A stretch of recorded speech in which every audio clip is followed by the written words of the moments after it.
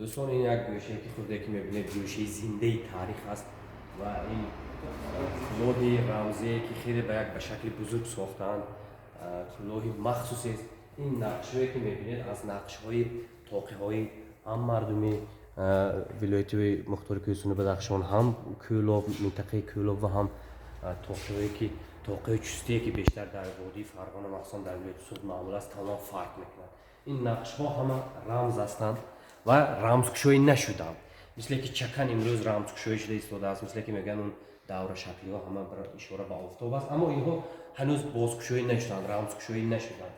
و این بعد این گوشه طاقه اینجا توجه میکنید شخصیت های برومند ناحیه رشت.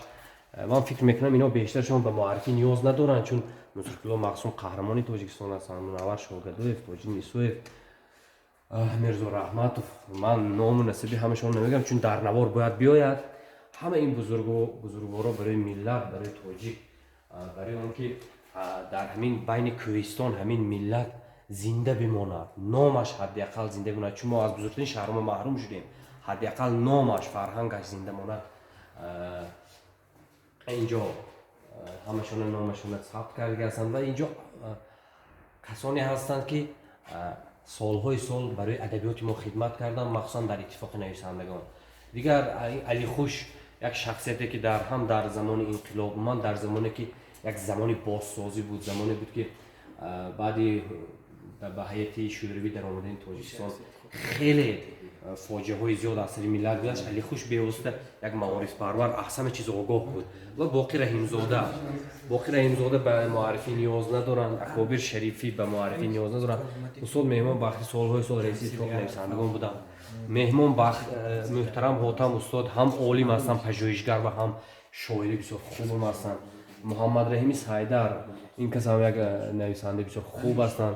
لاور میرزا، شما آثارشون هم در شبکه اجتماعی هم در روزنامه و مجله ها میخونید، نویسنده و کم کم شعر هم مینویسند تا جایی که میدونم. سراجدین اکرامی هم نویسنده خوبی ما هستند که امروز از نسل نوی که امروز در نثر فعالیت میکنند. سراجدین اکرامی هستند، معروف خوشزاد. این برادری عزیزی ما که نام نظرشون نیست، برادری ما خدایداد زین‌الدین هستند که حالا ما راه بلدی کرده استادن. نورالدین صدرالدین، این برادری عزیز در شبکه اجتماعی در فیسبوک خیلی فعال هستند. صدرالدین نورزاده.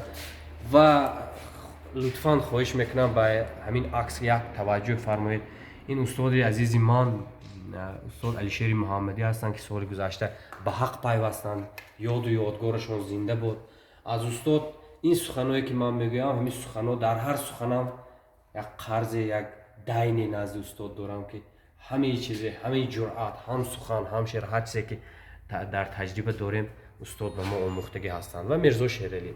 دوستان این به این نیم پیکره توجه میکنید. این حاجی عبدالعزیز همون شخصیت معروفی که سروداش هنوز هم میشنویم، با سروداش این ملت گریسته است، رقصیده است، ایشون هستند. و این شخصیت های بزرگ، استاد ظفر ناظم، حاجی عبدالعزیز، اوراد برهانوف، سعیم الدین برهانوف، فاضل عادلوف، اکا شریف جوریف، این نام های کی نمیداند، این شخصیت های کی نمیداند.